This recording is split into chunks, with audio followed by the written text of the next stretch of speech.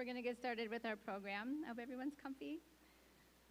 Just a little about me, if you don't know who I am, or maybe you do a little bit. My name is Nicole Seneca. I'm a Seneca woman, thank the Creator, from the Cattaraugus territory. My clan is Deer. I have 5 Deer clan children, and JC and I became the forever parents of 2 more, 1 Heron clan and 1 Bear clan. One of the children has roots in Cattaraugus and the other from Allegany. The purpose of this event is to bring people together, which ultimately reminds us that we are all family. We have guests from Buffalo, Erie, Cattaraugus, right here in Allegany, and someone's from California. I don't know who you are yet. We are all Seneca, we all matter, and we all have a place at the table right here and within the Seneca Nation government.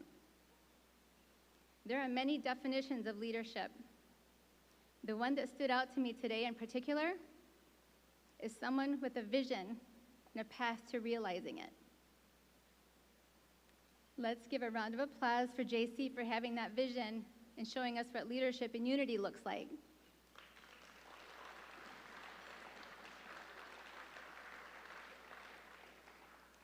I love you. This campaign began about 2 months ago, and it's been equally a lot of work, a lot of fun, and a lot of stress. JC has maintained since day one that we would not participate in any negative campaign tactics. We knew that there would be opposition and that certain people would do and say almost anything to maintain the status quo. And they have shown us that we all have a lot of work to do in becoming better people. To quote my very favorite First Lady, when they go low, we go high. I want to especially thank the volunteers who have stuck by us the last 61 or 2 days. It has not been easy. It's been a lot of work. They've put in hours and days and nights and weekends and talked to every single person on the phone. They've gone door to door on our behalf. They've been just amazing. They put in a lot of time and effort to get us right here today with you. And I also want to thank you guys for being here, friends and family, supporters. This is a thank you to you. He would not have run for this position without your encouragement. We have quite a few speakers tonight, and it keeps getting bigger. Our entertainment includes Ganjotwat singers and dancers, and later on the Jeremy Keys band will start and perform.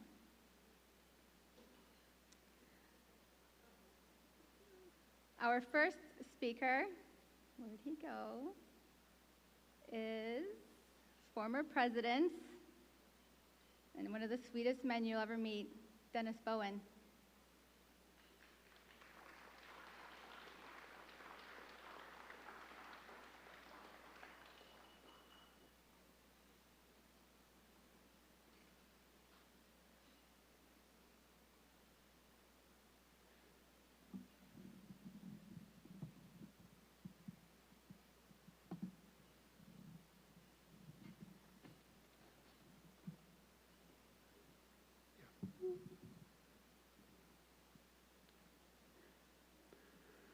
Nyaweskano, Kagwego, Daganonda, Shoni, Ni Gayaso.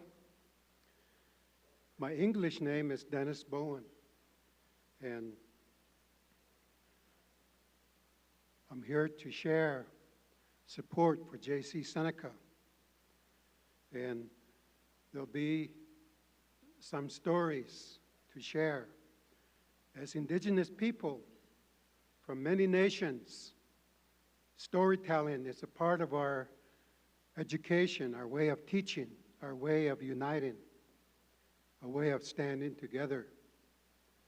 And so, to continue the introduction, it's important for many of our elders, our older relatives that are here. And it's interesting to say that because at 75 years of age, I'm looking for older relatives. But many of us, we've seen many years here on our nation. My clan is the Bear Clan. My father's clan is the Snipe Clan. My mother's father's clan is the Turtle Clan. My father's clan is the Hawk Clan. And so those are my clan relatives that are close in understanding, in friendship, family love. So Bear Clan people, Snipe people, Turtle people, and Hawk people. In your family, you're married to other clans, Deer Clan, Beaver Clan, Heron Clan. And that brings us together even more. And many of you know Alita. My wife, Alita, she's over here. We've been married over 54 years.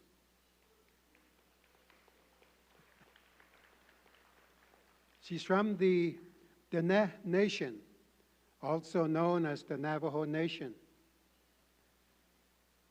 And some of you know that she kidnapped me in 1970 and took me to the Navajo Nation territory. Living down there was healing. It was an important healing time because this was just after the Kanzu Dam. To be down there and hearing the language every day of the Dene. Few people spoke English. To hear the teachings, the clan relationships, the way that my 4 clans were just shared with you is the way the Navajo, the Dene, introduced themselves. Before then, when I was younger, I would just say my clan is the Bear Clan. But you go down there, out west, and the old folks look at you and they wait, you're a Bear Clan. And they go like this. Tell me, the other 3, tell me. And so there's a reason. In the culture, the Dene word is K. You would spell that K-E with an apostrophe. K. K means relationships for everyone and everything. Relationship for all the people that walk on earth, for the animals, for the birds, the winged things. We have a relationship with them. The trees, the plants, the food plants, the medicine plants, the water, the air. And very importantly, we have a relationship with the fire. And the fire cooked our food.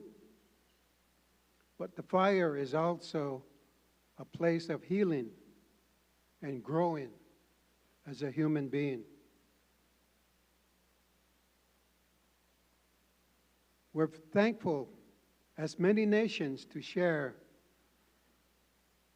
this path we live on. Todadaho, the late Leon Shenandoah. At Onondaga, when they went through the struggle in 1981 on the highway, no, 71, on Highway 81, had my numbers backwards, 75, hey. Leon, he said, there is only one path for all of us. Only one path. That path is to the Creator. And we have to help each other. We have to have relationships that are respectful. We lock arms, we hold hands, we hold each other. And so, we encourage our young ones. We think there are many, many paths, but Turodaho said there's one path. We believe that. There's a leader from Rosebud, South Dakota. He is from the Shichangu Lakota. And as a young, early 20-year-old father and husband, he took us young men in a sweat lodge. And they cooked the rocks and they put them in, and we all went in the sweat lodge. And when he put the flap down, and it was pitch black inside, except the glow from the stones, orange, heat was coming off the stones. He put the flap down and he said, we do this so our people can live. And so for everyone here, everyone is a leader. And among us, we have some of our relatives that they want to stand up and have their voice heard as a leader. They're going to come up here tonight and share. They're sharing this path to the Creator, how they want to help our people. And so, when we got invited to come here tonight, when you go, I ask you to think that we came here so that our people can live.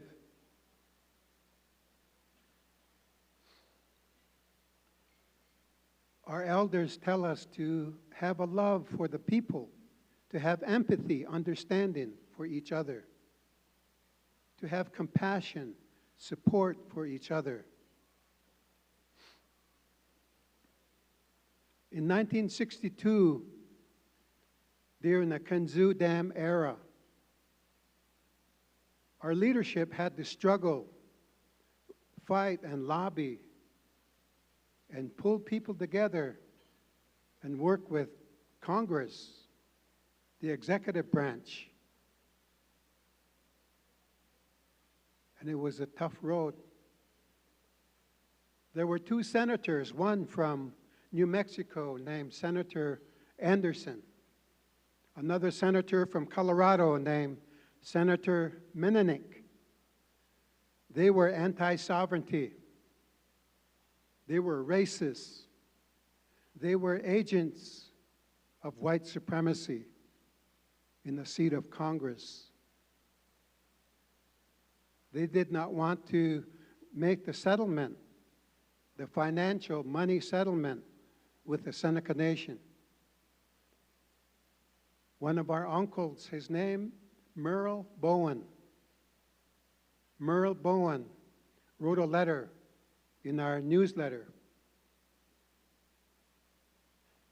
And he criticized the American government for dishonesty, greed. These two senators, Senator Anderson from New Mexico, Senator Menenik from Colorado, they got mad, angry. And they wanted Merle Bowen to apologize. And there was a governor that stole our money. And in that white supremacist thinking, They, a governor would want us to apologize. No, we make a stand. So Merle, thank you. Merle has gone home a long time ago. The climate is changing. Climate change. There's more tornadoes, hurricanes, hotter days, freezing winters. And in the Midwest, there was a tornado that wiped out a whole town. And as the rescuers came, they went building to building looking for victims, for survivors to help. And one of the searchers, there was a church that had been blown down, knocked down. And they had a basement in the church. He says, maybe there's people in the basement. He was going down in, digging through into the basement. And he saw a sign. And that sign said, happiness fades, but joy abides. And so some of you that have the upbringing in the church, you know that saying, happiness fades, joy abides. And so in the preamble, the Americans wrote, life, liberty, and the pursuit of happiness. The peacemaker who came 1,000 years ago said, you pursue peace, and you be a peacemaker in your life. And so some of our people here, they know the saying, happiness fades, joy abides. And some of us, we also know happiness fades, but peace endures, keeps us up. And so I encourage the ones that will come up here now and share their message, that you can feel that you want to share peacefulness and peacemaking, because there's a lot of work to do. And so that's what will be shared with you now. We began with Ganonyo, the message of peace. And when we're done tonight, our elders say, let the last words be message of peace. Daneho.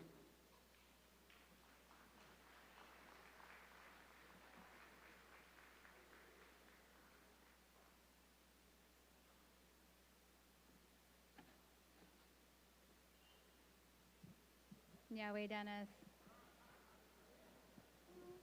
Whoop.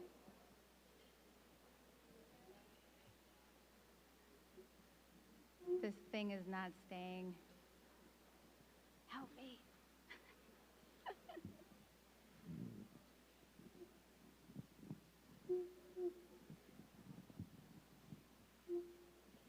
Maybe we can hold, I don't know. Oh, I think you got it. Thank you. Oh, maybe not. I'll hang on to it. Next we have one of JC's close family members, Professor Dean Seneca.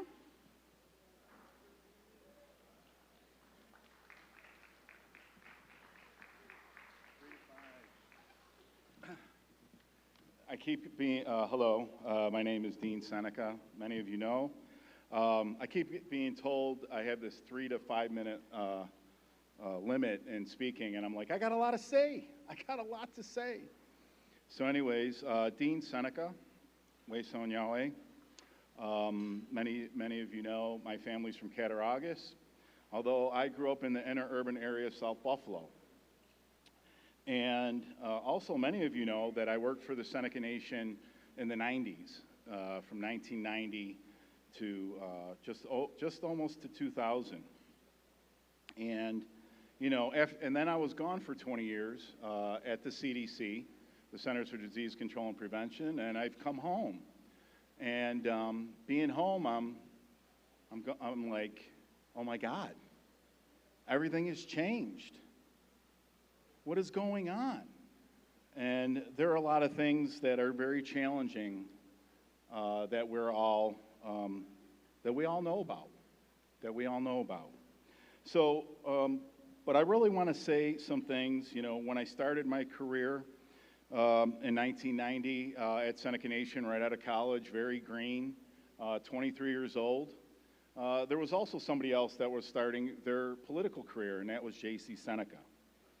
And, you know, my message to you today is, why would you not want J.C. to be president? Why would you not want him to be president, if I could steal a line from my cousin Erica? And so, in essence of time, I'm just going to cut to some things. And one is, I have to mention the 1992 protest and fight and standing up against New York State. And actually, I have a lot to say about that, but I will say this, that, you know, J.C. Seneca was on that bridge with all of us. You know, he was a counselor at that time. He could have been at the administration building, but he was on the bridge, hand in hand, shoulder to shoulder with every Seneca that was protesting against New York State. He was there with us. That's the kind of leadership we need at Seneca Nation. You know, he didn't run, he didn't hide, he talked the talk and he walks the walk. And that's a leader. And that's the kind of people that we need at Seneca Nation. And you know what really got me? There's two things that got me on that event. One is the crowd started screaming and chanting. And I'll never forget this. JC, lead us. JC, lead us. JC, lead us. JC, lead us. JC, lead us. JC, lead us. JC, lead us. JC, lead us. And I'll never forget that. The community, because they were looking for leadership at that time. The other thing that I really mentioned that is that JC was worried about the safety of his people that were on that bridge. You know, because I recall him also really concerned about the safety of the people, and he was extra generous to making sure that people were safe. Why would you not want J.C. Seneca to be president? Seneca leadership has to be held accountable for keeping the community engaged in government activities. The government is responsible for that relationship. And JC plans to give the government back to the Seneca people. That's what's so important about this election. And we all know, if the government is not has the best interests of the people, they're not going to involve the community. So, in my ending real quick, you know, I have to say that the way the Seneca leadership responded to COVID-19 tells me, as a health professional, that the administration does not care about the health and wellness of the community. You know, but I'll tell you who does. J.C. Seneca cares about the health and wellness of the community, because he did everything possible to fight COVID-19. He brought testing sites to Tall Chief Territory. He fed the elderly, right? And you know, this was a time for the nation to shine, and we didn't. We lost a lot of people, and we lost a lot of good people. And community leaders, they want to feel safe. We want leaders that are transparent about their decisions, and that's why they make the reasons why they make the decisions they do, and that's J.C. Seneca, because he's going to be honest with you. Community leaders should be role models, people that we can look up to for guidance and seek support from them, and that is J.C. Seneca. You know, and J.C. has established himself as a role model for our community. He's a successful business person. He's on a new path of wellness and good health. It's in the best interest of the Seneca Nation to jump on board and join him in a bright future for the Seneca people, and that's J.C. Seneca. So my question to you again, why would you not want J.C. Seneca for President of the Seneca Nation. Way soñawe.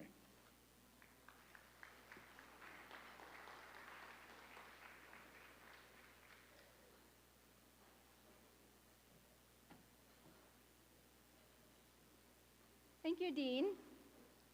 I just want to follow up on that COVID thing. He also brought vaccines to NACS in Buffalo. And we fed people for a full year for free, every day. Thank you, honey. Okay. Next we have another relative, another one of JC's cousins, attorney and former Seneca Nation Legal Counsel, Martin Seneca.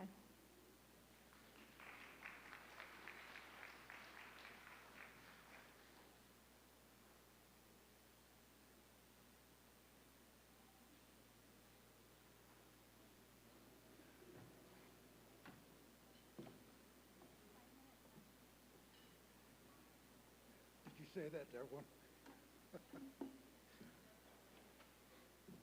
I just been told I got 5 minutes.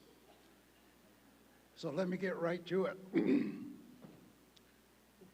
There was an old guy on the Cattaraugus Reservation, old Indian guy, and he was hitchhiking. Along came a fancy car. Stopped. He got in.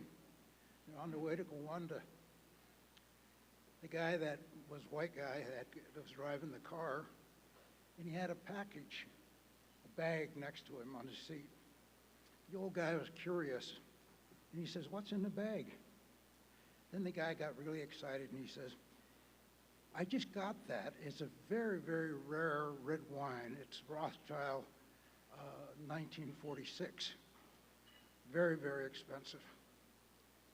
He says, "I got it from my wife." The old guy, he looked at him, he thought about it for a minute, and he says, "Good trade." He said, "Good trade." There was a golf match that was going on, and there were 3 of them playing. Moses,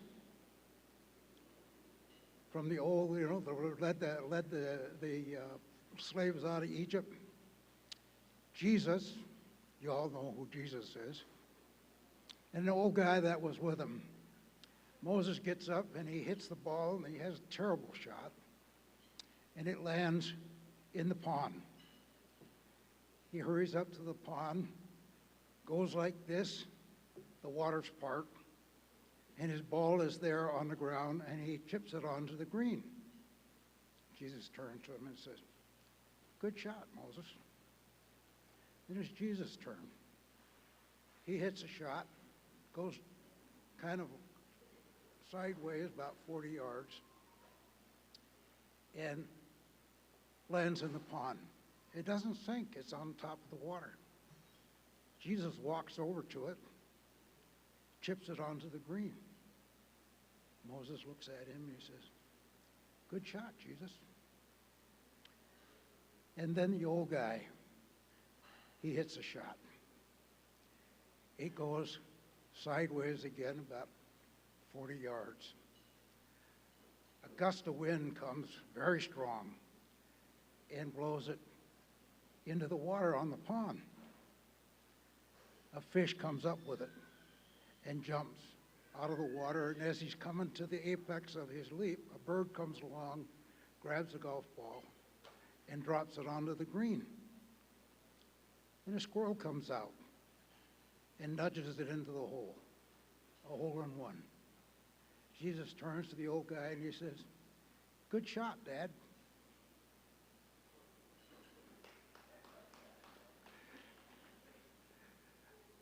I don't know whether or not you guys got that. He said, "Good shot, Dad."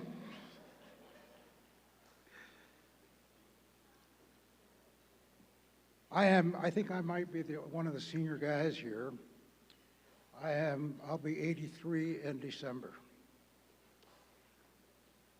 Dean Seneca Dean Seneca got up and he gave a very, very good speech about JC. I'm old enough where I knew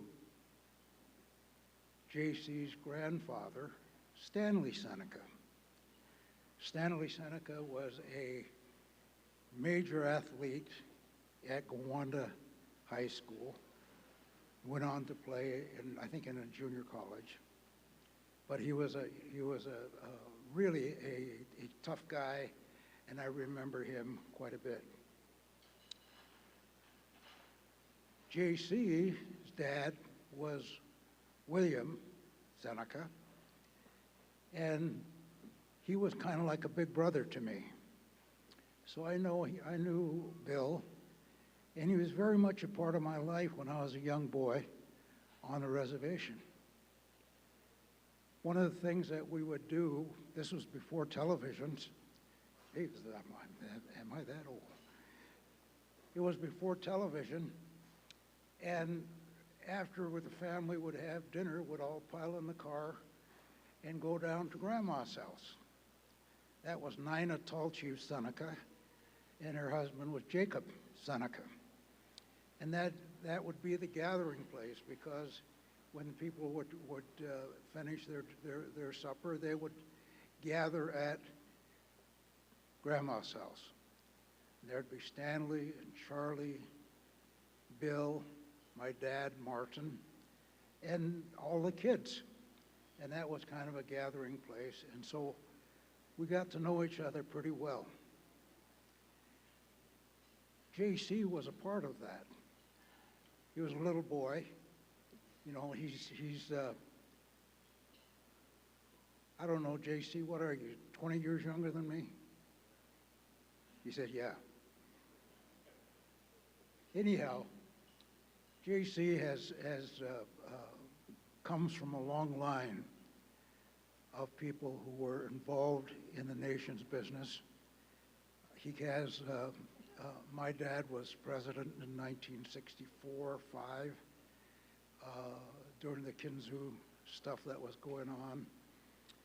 His father, Bill, I think he was president first in 1968. And a lot of things were going on at that time. And so he comes from a long line of people who have the best interests of the Seneca people at heart.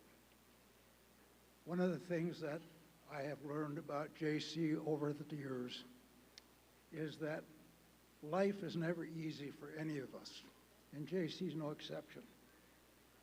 He has dealt with the challenges of life, and he has overcome so many things. And as a result of that, he is a man that has a great deal of empathy for the rest of us. He's a man that has a lot of strength that he's acquired by dealing with his own issues. And he has the ability to lead. You heard Dean Seneca. JC, lead us. JC, lead us. And that is something that we need at this moment in time. I think JC is the man that is in a situation and in a position now to lead the Seneca Nation into the future. Forget about yesterday. Yesterday is dead and gone. We can't redo it. You can't reclaim it. Let's move forward. Let's move forward in ways in which we haven't even imagined yet. Have a vision. Think about what might be, what could be, and what we can do to make it happen. We can do this. We can make the Seneca Nation one of the strongest Indian nations in the country. We were there before. There was a time when the Seneca Nation was looked upon as the go-to Indian tribe in terms of innovation, creativity, and handling major issues and dealing with the federal system. JC has that capability. He knows people in the federal system. He knows the politicians. He knows a lot about things that are going on that he's learned over time. He doesn't come to us as a neophyte that just all of a sudden decided he wanted to be president of the nation. He brings to us a wealth of experience, knowledge, and experience that will help us and bring us to a position where we can begin to move this nation forward in very positive ways. So, JC, lead us. Make it happen. We need your votes. We need you guys to show up at the caucus tomorrow. Make your impression known, and let's get us a new way of moving.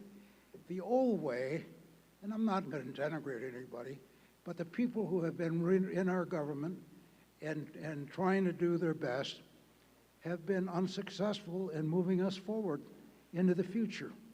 The only thing that we have is the future. The only thing is time, and time is something that we need to think about, because there is nothing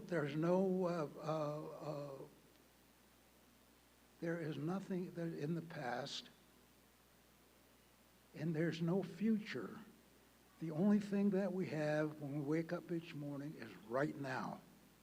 So when you wake up in the morning, it's a new day. It's right now. Get in there. Let's get that caucus vote going, and let's put us in a position so JC can lead us. Daniel.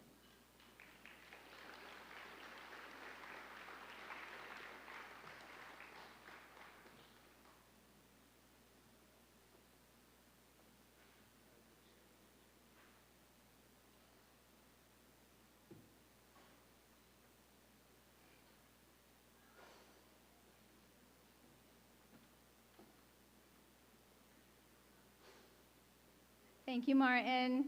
Those are some pretty good words. Next, we have Ganjokwat, who's going to perform a couple of songs and dances for us.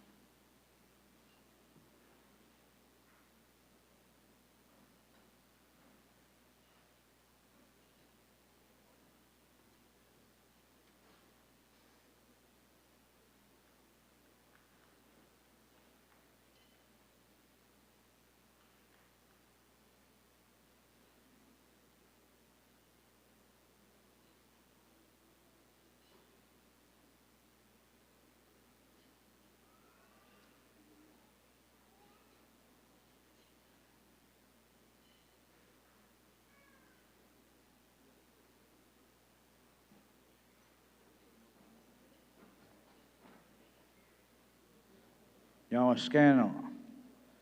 We are Ganjokwa, and we were asked to be here to represent the people for this evening.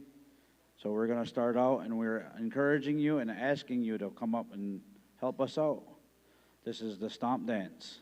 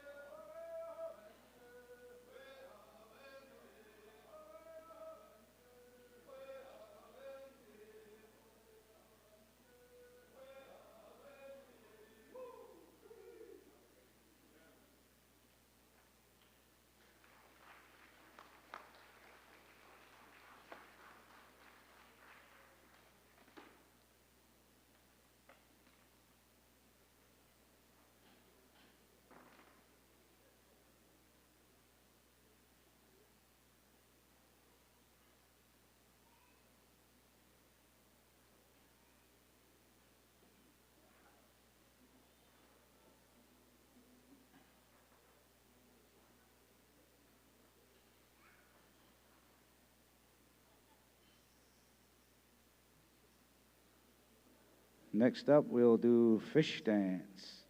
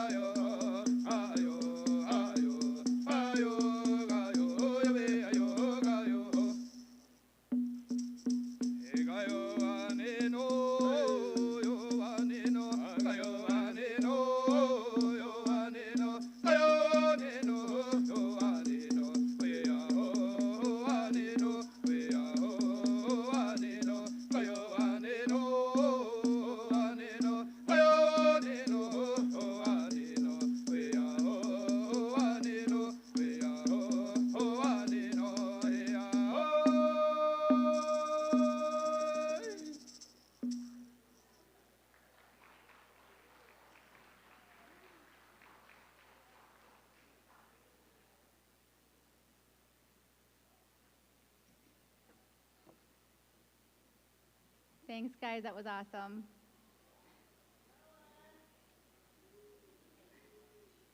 Next, I want to bring up a good friend of JC's, a mentor, an awesome lady, and one of my favorite people, Marilyn Anderson.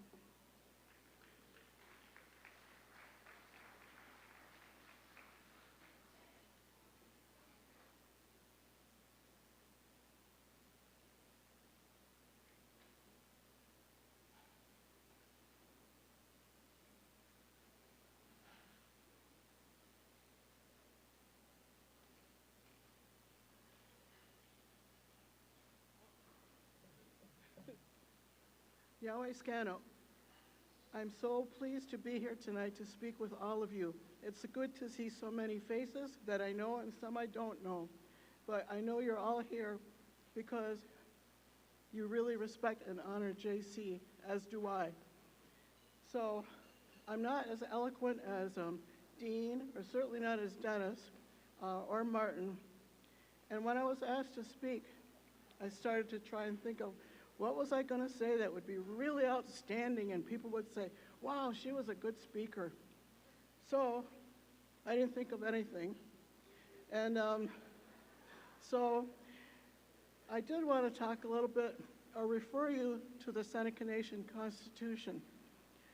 It's one of the things that my best friend often talks about, that people don't already know or don't always know what our Constitution says. And if you look at it, there's a booklet like this with the Constitution, and I just want to read you a bit from the beginning. It says, "We, the people of the Seneca Nation of Indians, residing on the Cattaraugus, Allegany, and Oil Spring reservations in the state of New York, grateful to Almighty God for our national preservation, growth, and prosperity, for the freedom and manifold blessings heretofore by us enjoyed, honoring the traditions of our nation, trusting in the present with confidence in the future advancement and better condition of our race, and desiring greater enlightenment in order to perpetuate our national relations, to provide for ourselves greater safeguards to pursuit of life, liberty, and happiness, and to bring ourselves as a nation to as high a plane intellectually, socially, and morally as possible. Do make and adopt and establish the following resolution." I admit I haven't read it all the time either, but I have been reading it lately with better understanding, especially in relationship to the way our nation has been operating for the past few years. There are many things that our nation, our people need.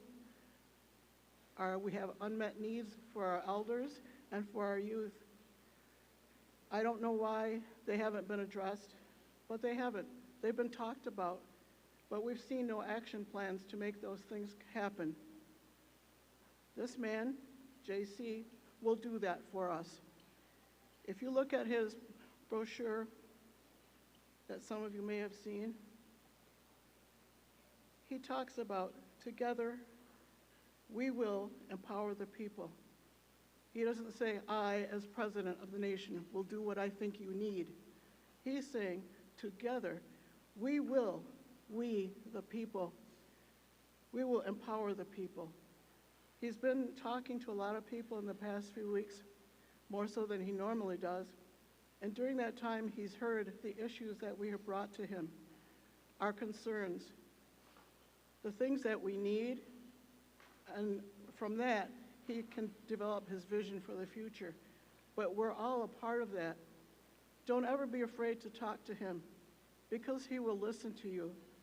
He listens to me. I give him a lot of credit for that, because sometimes that's hard to do. But he will listen to you, and he means it. He wants to negotiate a fair casino compact. That'll be for our future financial stability. He wants to end illegal drug trafficking. We all know what a plague that is in our communities. Our children are dying, our adults are dying, our families are being destroyed and torn apart by this terrible plague that has come upon our community. I give Jay a lot of credit because he talks about his sobriety, the challenges he has had in his life. I don't know how many of us do that. We have all had challenges in our life. We don't always talk about it, but this man has the courage to talk about his recovery and his new way of life. He wants to talk about diversity and to stabilize our economy, and that's important. And he wants to actually rebuild trust in our government. He wants to have a government that does listen to the people and gets input from you. Like I said, don't be afraid to talk to him because he'll listen. How else is he going to know what we need if you don't tell him? Government, generally, if you look at it across the country, in our counties, in our states, our cities, they do what they think is best for the people. They don't know what's best for the people. They think they know, but they don't. That's why we have to tell them. And he's willing to listen to you. It may seem, some of the things we think we need may not seem like, something really outstanding, gigantic, or whatever. But every little thing that we have to feel and talk about is important to him. The other thing I would like to say is we are a matrilineal society. So women, we have a lot of power. We have to use that as women, as mothers, grandmothers, sisters, daughters, aunties. We have a lot of power. Without us, there would not be a Seneca Nation. There would not be a JC. So we need to use that power. Get out and vote. Get out there tomorrow. Call your family, your friends and relatives. We want change. We need change. We need a stronger nation. We need to be proud of our nation again, as we used to be. We were the leaders among native tribes in this country. In the past few years, people say, it's the Seneca Nation. Who are they? What do they do? They don't do anything.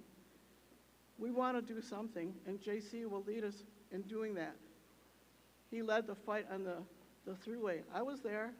How many of you were on the thruway? How many of you were on Route 17?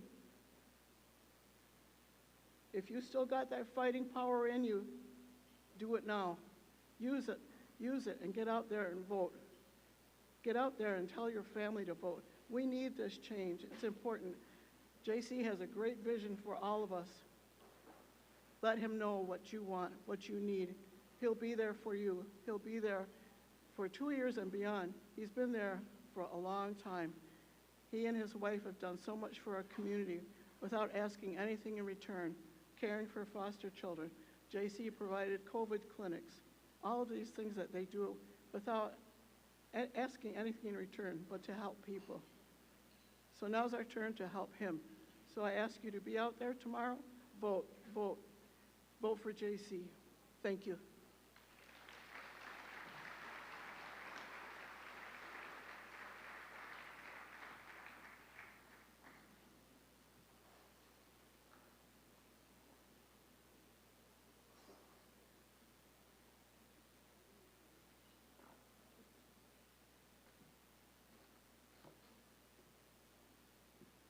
Thank you, Marilyn. See why she's one of my favorite people. Okay, we're gonna have one speaker, and then we're gonna do a couple door prizes. Next we have a former president, former treasurer, former judge, and current counselor, Maurice John.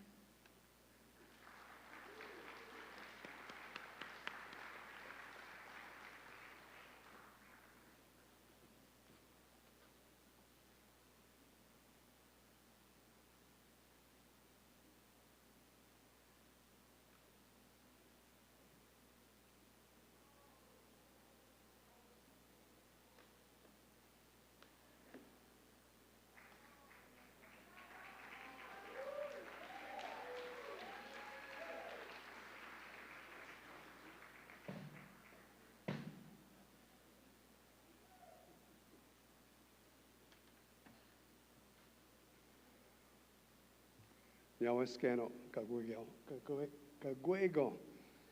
I got too full tonight, so here I am, running late as usual. But it's a tremendous opportunity that we all have now. I told Martin he could have 2 of my minutes, and he took 3, so I'll be short. It's very important that we create change.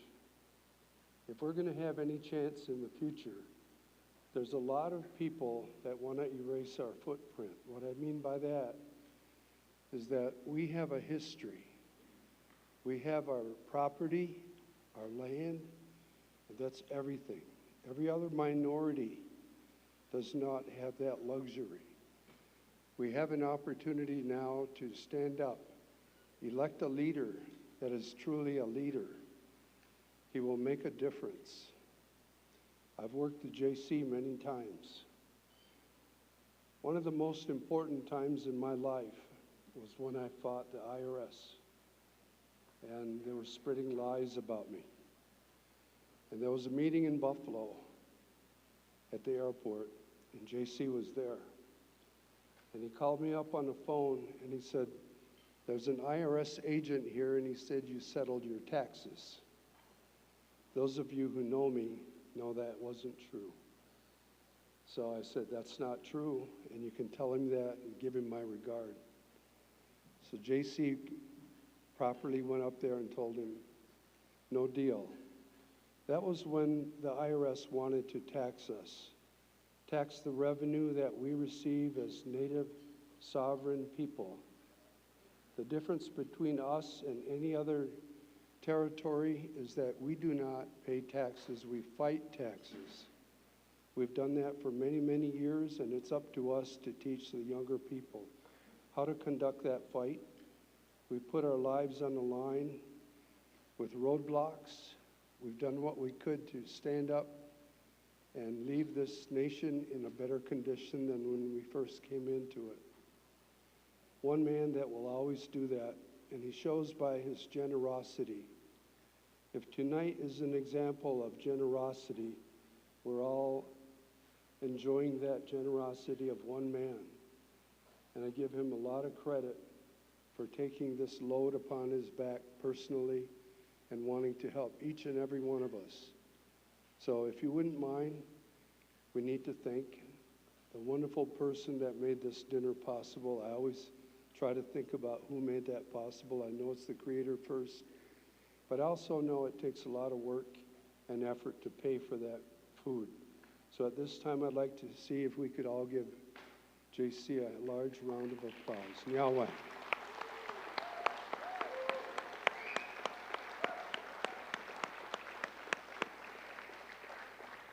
If tonight is an indication of what there is to think about the future, this is what we do.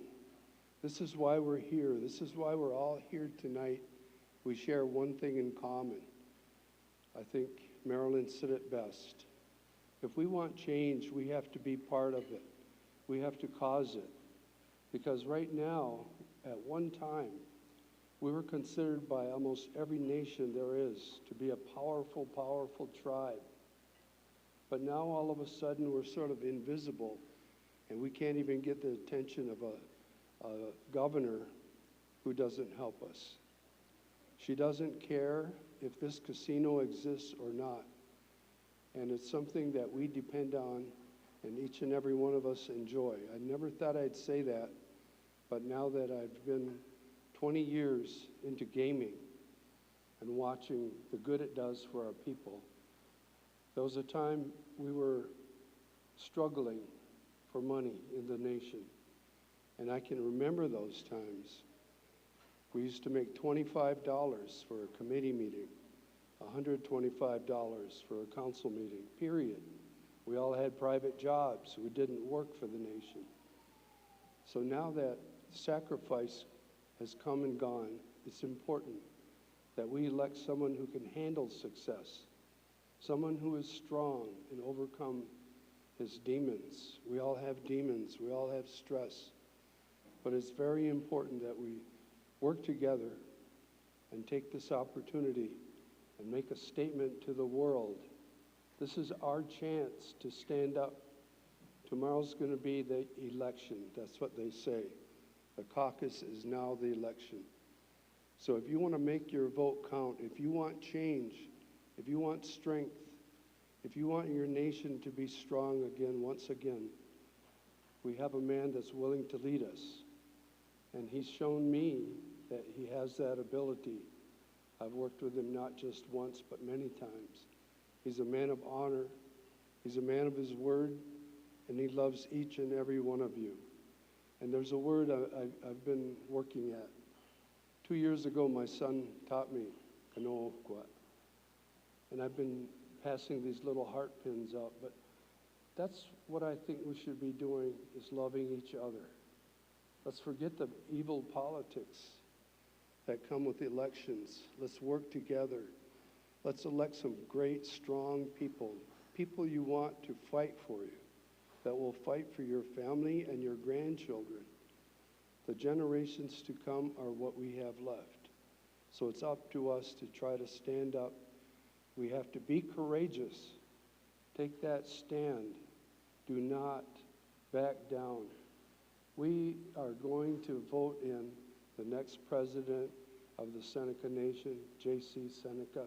My opportunity to be here, and I give him thanks for this opportunity, Yahweh. And thank you for coming. Safe travel to you. I appreciate your time, Yahweh.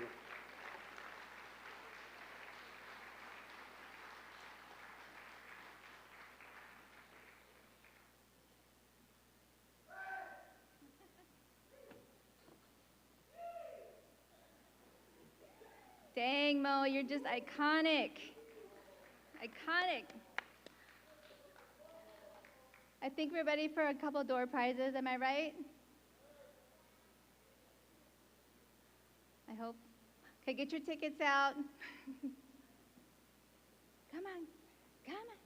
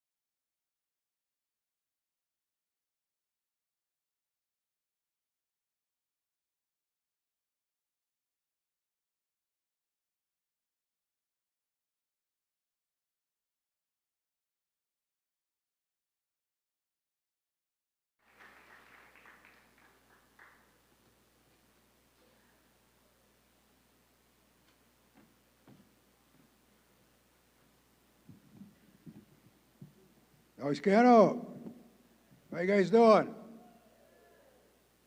All right, good to see all the brothers and sisters gathered, visiting, eating.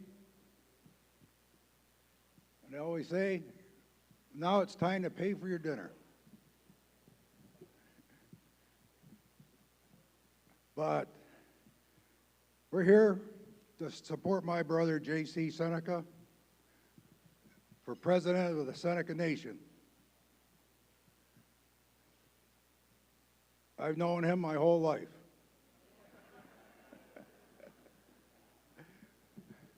I happen to be older, so. But he's an Air Force veteran. He loves his people. And he wants to unify everybody. Because at the end of the day, we are all Senecas.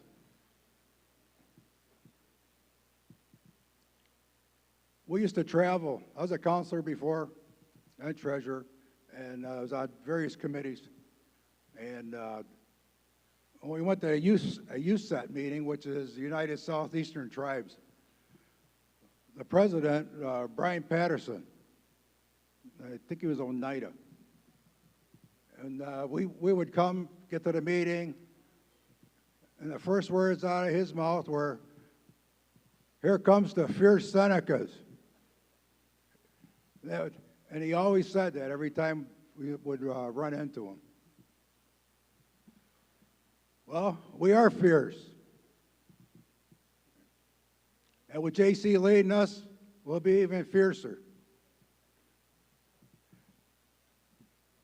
Because I'll tell my brother, I got your back. And whatever it takes. But tomorrow is going to tell a story. And with your help, it'll be one of the best stories for the Seneca Nation's future that anybody could write.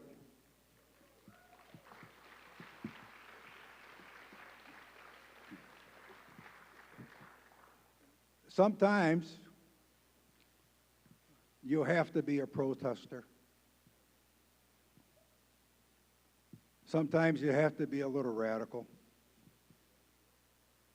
But it's for the people, and he will not let the people be pushed around. And neither will I or anybody else. He's committed to work for the people, address all the needs that he can. And hopefully I'll be there by his side to help him along with some of the other candidates.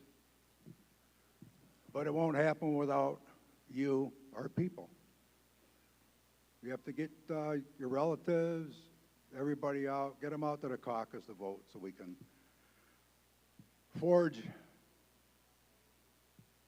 so we can turn the page, and the new Seneca Nation, it'll be born again for everybody.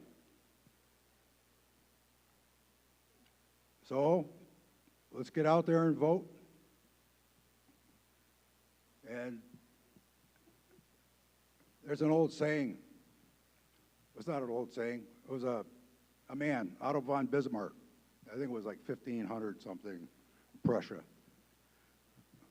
He had a speech in Parliament, and he said, the great questions of the day will be decided not by speeches and resolutions, but by iron and blood.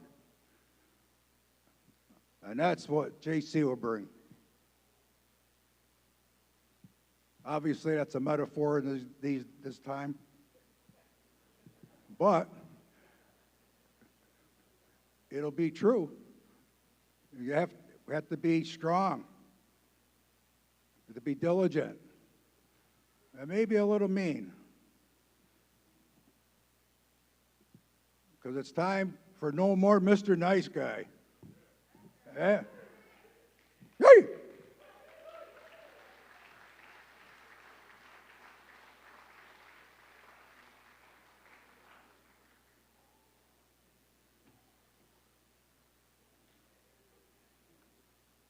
Nicole. Let's welcome Gajokwat.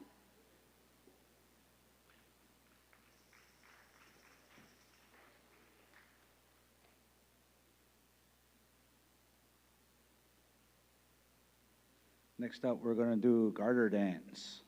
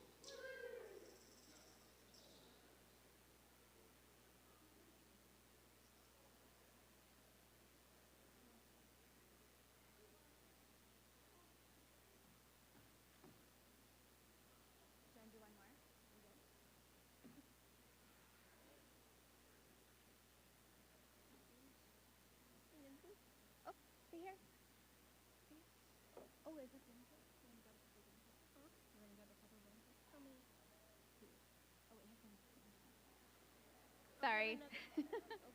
We're going to do a couple more door prizes.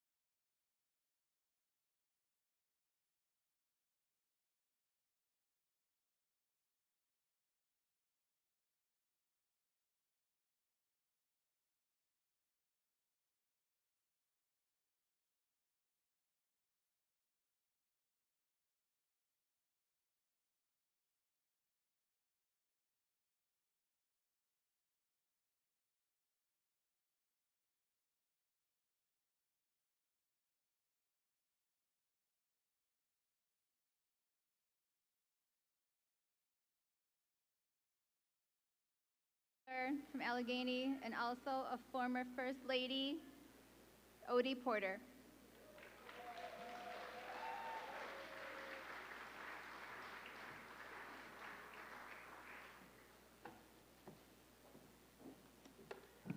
Yahweh scan out, and good evening, everybody. Good evening. Aren't you happy to be here in support of JC? Let's hear it for JC. Yes. Well, I am delighted to be here tonight, and I'm just excited about what's going to happen tomorrow at the caucus, and we have some great candidates that are coming forward, and we have a great leader that we can put in office as president. So I'm really excited to endorse JC and actually see how this is going to campaign. He's run such a great campaign, getting out with the people, visiting with people, listening to people, answering people's questions, and just absolutely showing how much he cares. I think about the office of president, and Nikki mentioned that a former first lady, and there's a lot of responsibility that comes with being president, as I see when my husband would come home, and it was a lot of worry. Every day he would wake up and wonder what's going to happen. I'm concerned about all of 8,000, 8,200 people that are Seneca. What are the issues that we have to face? How do we make the right decisions so that we have our lands and we have our future preserved? What is going to, it's just a matter of like our presence in the outside world and how we take care of people in our inside. And I've been talking about JC as someone, he's the leader, the right leader for right now. The right leader for right now. Absolutely. And I say that because he can float and he can maneuver and he is so eloquent in both worlds, many worlds. And what I mean by that is we rely so heavily on lawyers and lobbyists to tell our story when we have to go to DC. We have people that write our talking points. We have people where we have to actually are reading those talking points. We don't need that. Not if you have an understanding of our history, not if you remember we're all going home way, and that the Senecas used to be feared people, not if you know if you were on the thruway and you felt that in your heart and you defended our sovereignty and our land from the taxation of New York State. You don't need anyone to write your talking points. You need someone that has that depth of understanding and that can stand eye to eye with whoever they are in a foreign government and negotiate, tell our story, and represent the Seneca Nation. So I'm really honored and I'm really excited that JC will be great representing us in Washington. He'll represent us in Albany, and even locally. He'll be a good neighbor to our neighbors and the people that we live near and by. The Office of President also is taking care of it domestically, someone on the inside. And that's where we know that we want to be safe physically. We want to be secure financially. We want our people to be socially just okay. And JC listens and will actually make sure that happens. Safe, secure, socially, mentally, spiritually in a good place. And he'll do that because he has a clear mind, he has a clear head, and can make those decisions really deliberating after he listens to all of us. So I'm really just so honored that this is the right time. It's your time, JC. We're going to make it happen. I'm really excited about that. And, speaking to Nikki, that a former First Lady, get your rest. It's going to happen. We're going to make it happen for JC because you have the right temperament, you have the history, you have the experience, you listen, you have the vision. And it's really going to be important because one of the biggest things that we want to do is get more land back in the Genesee Valley. We have valid land claims. And I'm so honored that JC shares that vision and wants to get more of our land back. So let's get it done, JC. Let's get through tomorrow. Let's make tomorrow happen and make JC Seneca the next Seneca Nation president. Yahweh.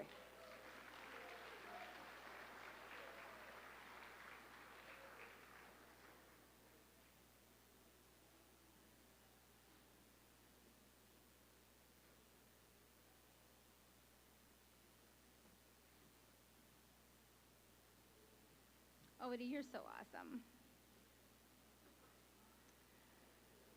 Next, I would like to bring up one of JC's mentors, someone he holds in the highest regard. He looks up to him, he respects him, he takes his advice, he listens to him, and I'm glad that he does. Former counselor, Tyler Heron.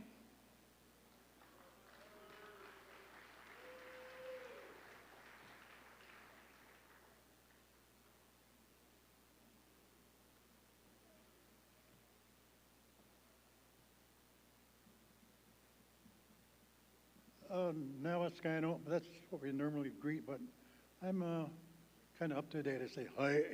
So, my name is Tyler Heron, born and raised on the Allegany territory at Johesta, the Red House. I have my wife with me. She's from Monaville. Her name is Shirley. They call her Chick.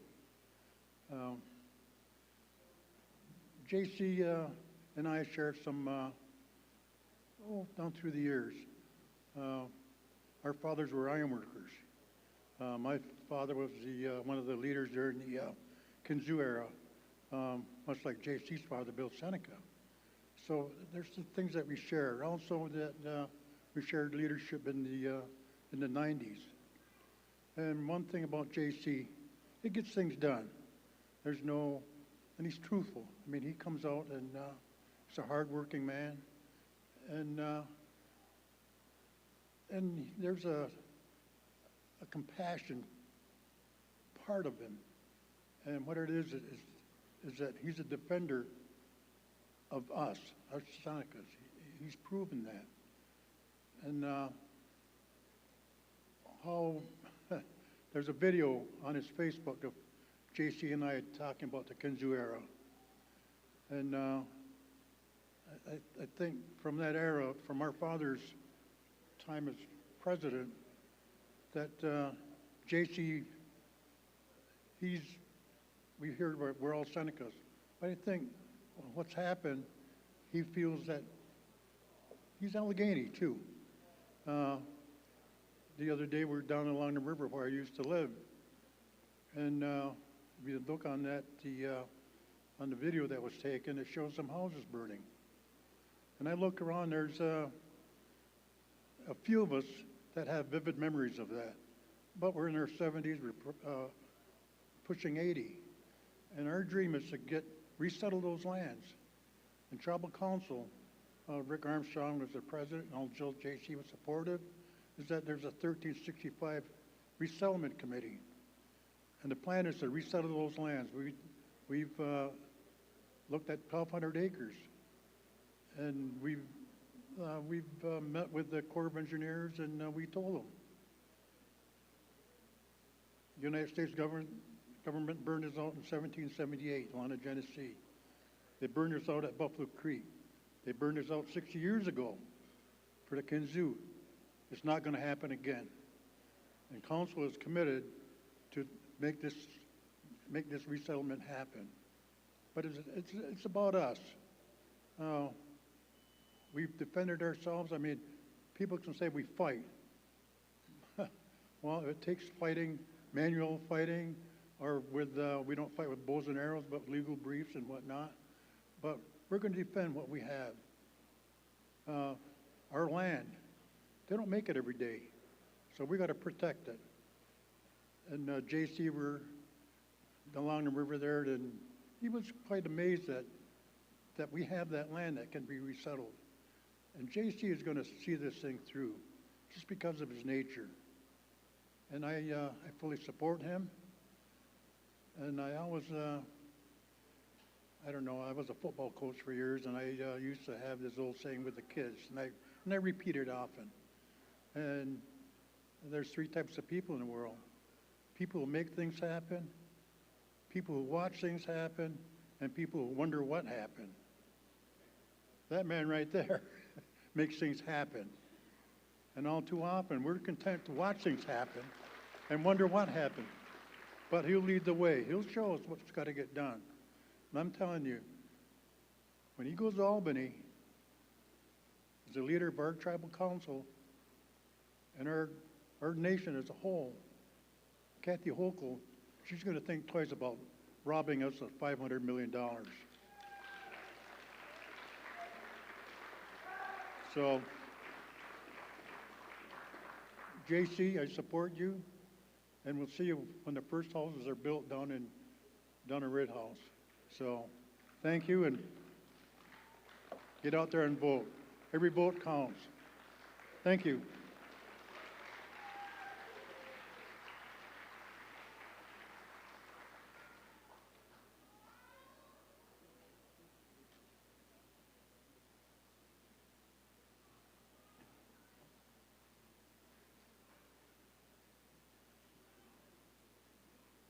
Tyler's awesome. It brings me tremendous pleasure to talk to you a little bit about this guy I know that I met about 25 years ago when I got my very first business license. And he helped me to accomplish that. And I think what attracted me the most at that time wasn't, it's kind of weird because it's still a thing, it's his voice. He has such a calm demeanor, yet he's strong. And that's him in a nutshell. He's like that at home. The person you see anywhere you are is the same person I see at home every day. He's patient, he listens, he's funny. He's a great husband. He's an excellent father to our 7 children. He's a perfect role model. He steps in when other people step out. He shows my sons what a man should look like and act like and treat people. And that's important. There is no better person for the role of president of the Seneca Nation than J.C. Seneca.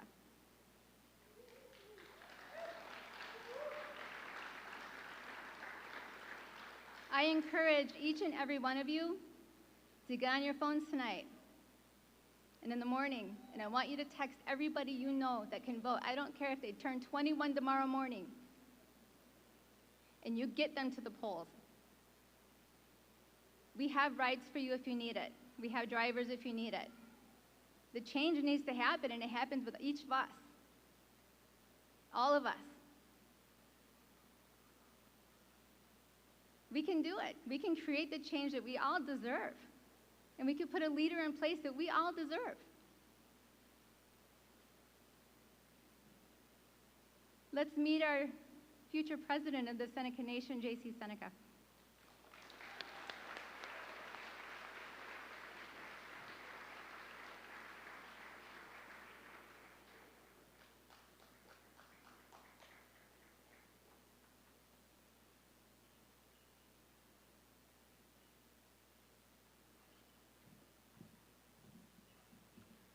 Hey, everybody. How we doing? All right. My wife says I got 15 minutes. No, she said, you got 5 minutes. It's like, man, she's tough. I want to thank her. Thank Nicole. Just give her a big round of applause. She's doing such a great job tonight.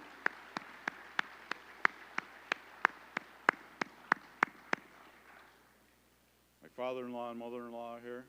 Peter maybe and Jean maybe. Give them a round of applause. And my good friend sitting with us tonight, Mary Moses. How about that? Let's give Mary a round of applause.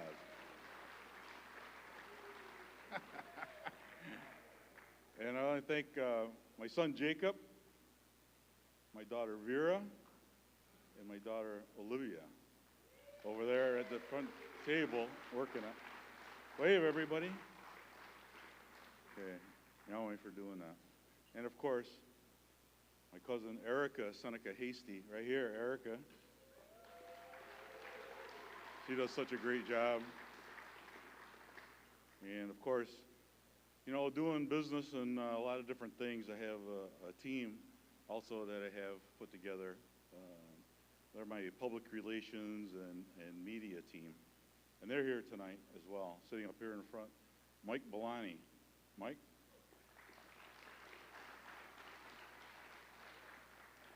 And Christina App over here. And I don't see Mark around. Mark Odeon, is he around? He left? Okay. Well, they're here. And they do a lot of work for me, and I really appreciate everything they do.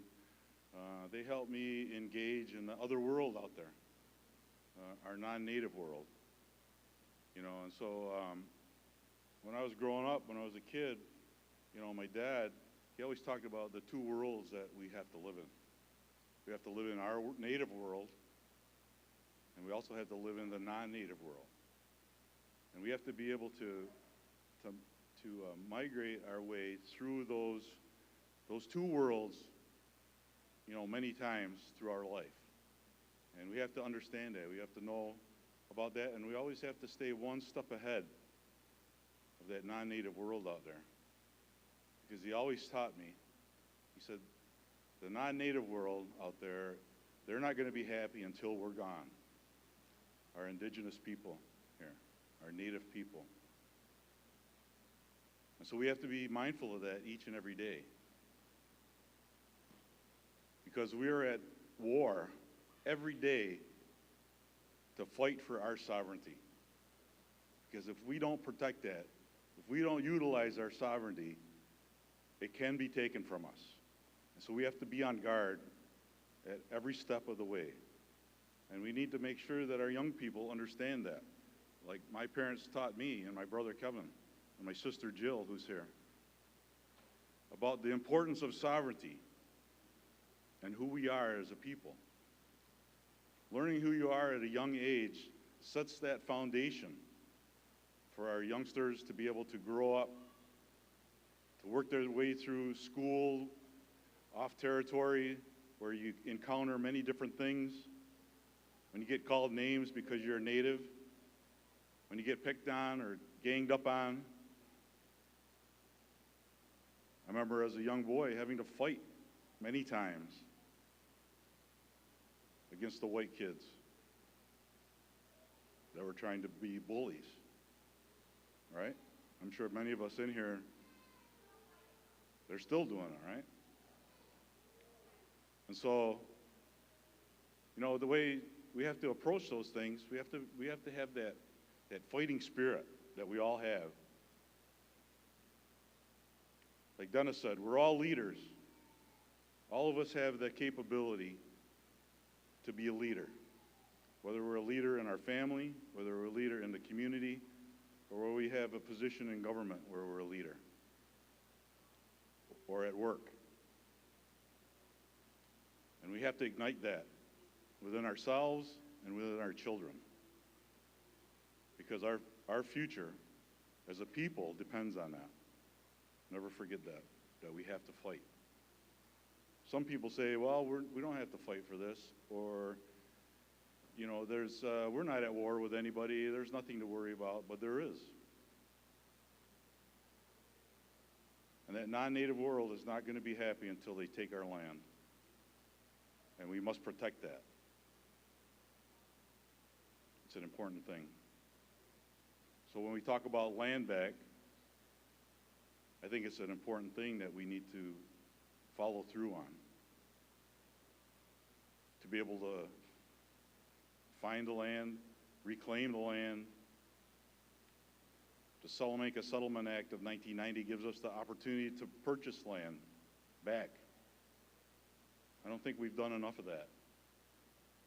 You know, we've purchased land where our casinos are in Buffalo and Niagara Falls.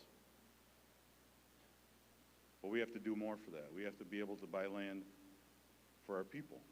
So our people have the opportunity to have land where they can build a home on, where they can raise a family, where they can be with the rest of us, their family of the Seneca. So those are some important things. You know, my dad, I remember as a little boy, and he was getting ready to go somewhere and make a speech, and he was sitting there writing on those old yellow pads. I don't know, they still use them, but they're like a pad, and he was sitting there writing a speech. And I remember him, because he liked to always start stuff with a joke, right? Anybody who knew my dad, he's like Martin, right? Martin gets up here, tells a couple jokes, and my dad was the same way. I'm sure they sat around and told a bunch of jokes to each other, huh, Martin? But I remember this one joke, and he was writing it, and the concept of it was, there was an Indian guy, and there was some, government non-native guys, to be politically correct, or white guys, right? We'll call them that. And so,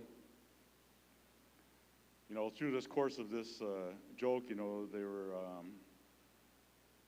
the waiter comes over and was taking their order, kind of like in the scenario we're sitting here tonight, and he asks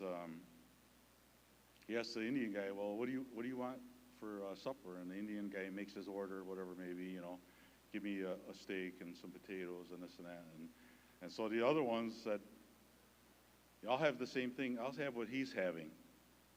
And the joke was, see, you steal, you want to steal my land, and you want to steal my appetite as well, So I know it was kind of a corny joke, but I remember that, and I always think about that, but to be up here, to be, running for the office of president, and having my family here, my sister Jill and my brother Kevin, and my parents, of course, served Seneca Nation. My mother was clerk back in 1984, and my father, treasurer, president, and treasurer 66, 68, and 70. And to be able to, possibly achieve that tomorrow in this caucus vote to be on the ticket to run for president in November, it's just an amazing thing for me. I'm full of gratitude for the opportunity to be able to be in a position to be able to do that. And I'm grateful for all of you that have been supportive, that are here tonight, and the people that you represent, the families that you represent, in your homes and our community. I'm so grateful for that and thankful for your participation, for your communication with me, for the things that we shared over the last few weeks. It means so much to me and my family, because that's what it's all about. It's about family. And we're all family, no matter where we are. We're Seneca. We're all Seneca. And we always have to remember that, to be a strong community. Because without that, we can't get things done. Government sometimes does not run the way the people want it. And it's up to us, the people, to be able to fix that. We have to be able to take action, to be decisive.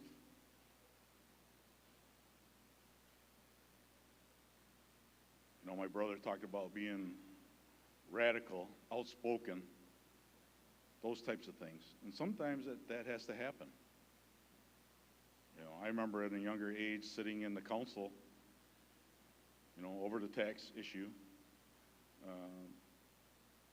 trying to get the council to understand, what was at stake. And sometimes, you're an activist, you get a little radical. I know we all got it in us. And, you have to, get your point across and make sure that government is listening and hears you and doesn't just pass it off. And so that's what we have to do. And I've seen that in the course of the last couple years, that being on the council, the frustration, the anger of some of our people that stand by their beliefs and want better. And it's up to us, the people, to be able to make that change, to deliver that. And as your president, I will make sure the people are included in the process of government, that you have a voice.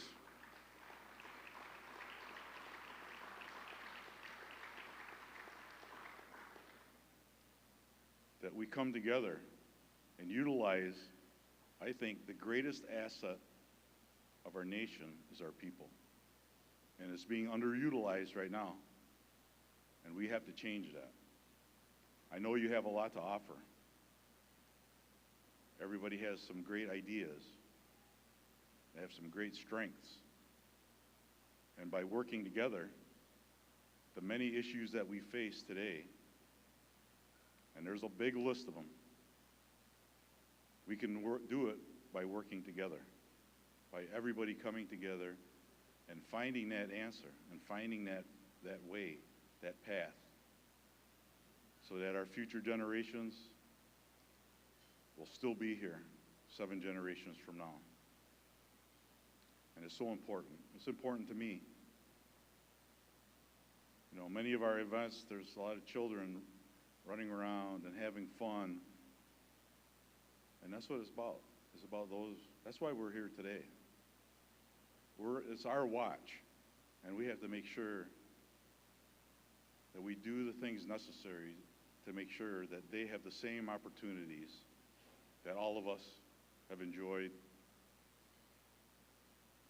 And so it's just an important thing. Well, my 5 minutes is probably up. She's looking at me like, hey. But, you know, I just want to get a little excited here. But, right. These last few days, I'm trying to, like, stay calm, right? And not get too excited or get too ahead of myself. And, but I do have to say, you know, one thing, and it's been mentioned here earlier in regards to who I am. You know, I've been very fortunate in my life to be able to have and to do certain things. And, you know, I want to be able to share that with everybody. My experiences, my knowledge, you know, the ability to stand up and stand for what I believe in. And I'm a fighter. I'm a protector. If you want somebody who's willing to throw it down and protect you and fight for you, fight for our sovereignty, defend our treaties, protect our future, then I'm the guy for you.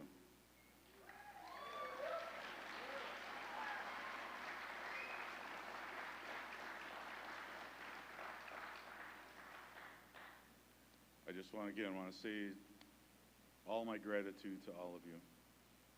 Many Nyawes, thanks for being here tonight. This is an awesome showing. I couldn't have imagined a better night. And so my appreciation to you all. Nyawe.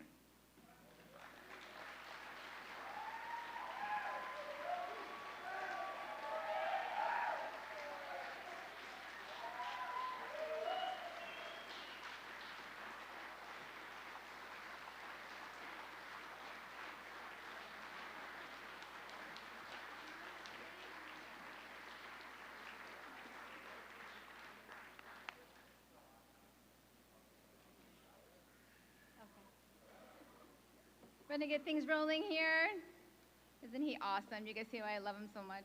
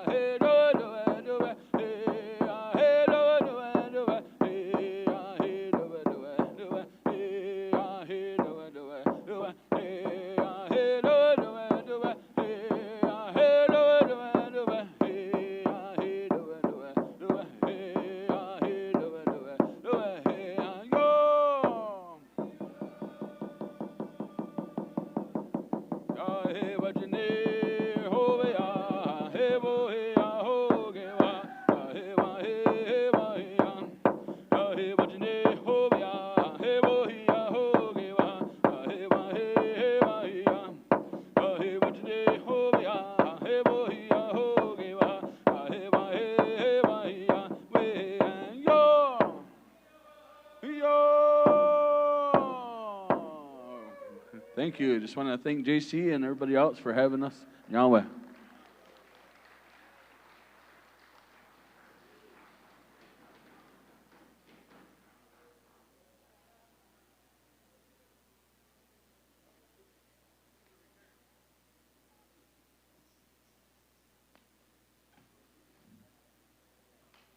I get the mic now again. All right. Where would you rather be than right here, right now? Right? Woo! Got any Bills fans out there? Yeah, a couple. New Orleans Saints? Anybody? Just me? All right. Let me, before we start, guys, hold on one second. First of all, hey, what's up, brother?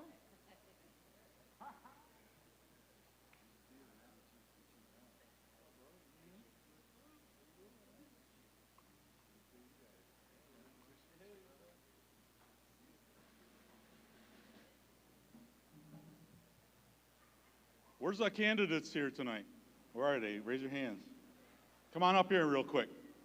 I know some of our speeches ran a little long. I only took like a minute, but everybody else was like really long. So, no, I'm just kidding. Come on up. I just want you to see the candidates because you're going to be voting on them tomorrow. So it's really important. They've done such a great job out on the campaign trail. They've been with me, supporting this whole effort. Susan Abrams, right here, running for tribal council, Cattaraugus. Excellent choice. Sue's been there before. You know, she tells you what's on her mind. You know, she's getting the job done. So support Sue Abrams.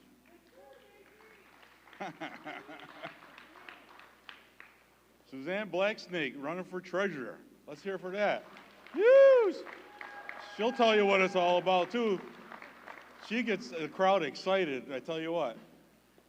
And we probably don't have time for her to get up here and talk either, because she talks longer than I do, if you can imagine that. But she's great. Young one on right now, Jack Redeye. New guy putting his name in. He's got a lot of energy. He's got a lot of great ideas. You know, another great candidate.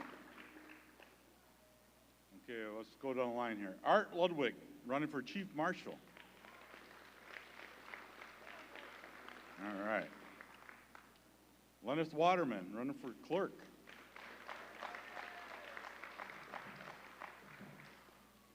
Jody Clark,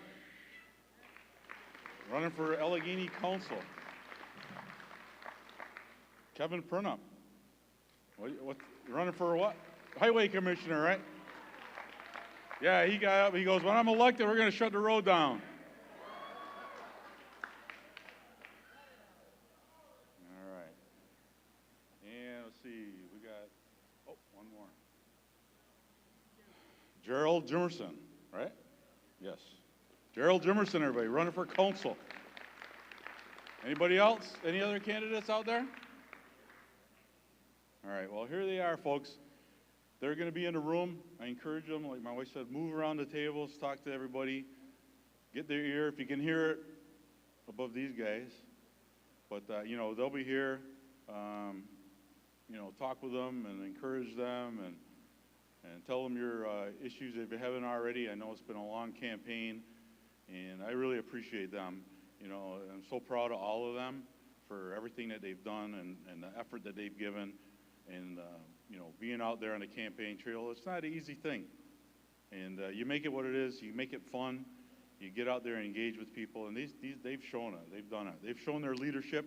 They've shown their capabilities. And they're ready to go. And so I encourage you to look at them and take a vote tomorrow for these guys. All right? Yeah. Thank you. Thank you, guys. I appreciate you. All right. Yep. Thank you.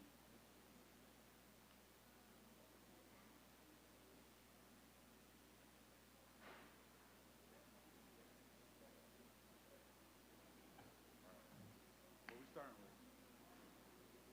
What's on your plate?